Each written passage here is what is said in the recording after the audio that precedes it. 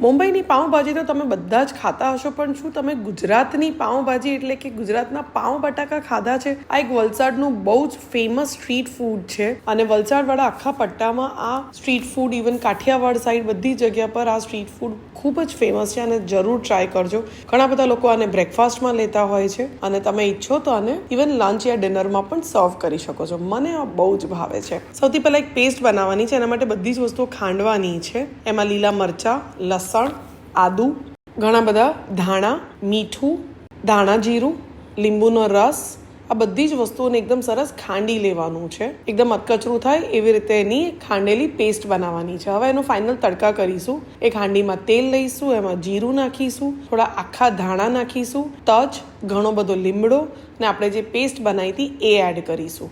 આમાં બધો જ મસાલો વધારે લીલો મસાલો હોય છે.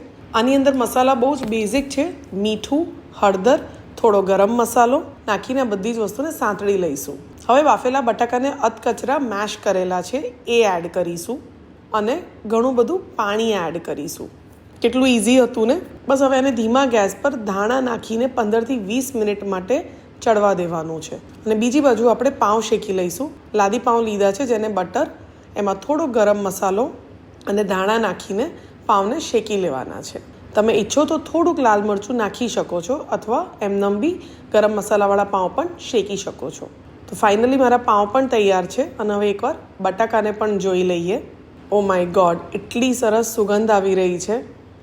તમે જોઈ શકો છો થોડો રસો પણ છે અને ઓઇલ પણ થોડું રિલીઝ થઈ ગયું છે. અને આ બને ત્યાં સુધી એકદમ ઢીલી જ હોય છે. જેમ ભાજીનું કન્સિસ્ટન્સી હોય એવી જ કન્સિસ્ટન્સી આની હોય છે. બસ હવે આને ડુંગળી અને લીલા મરચાં સાથે સર્વ કરવાનું છે. Oh my God, I M just લવિંગ ઇટ. અને જરૂરથી ટ્રાય કરજો અને મને કહેજો કમેન્ટ બોક્સમાં કે તમને આ રેસીપી કેવી લાગી. એન્જોય.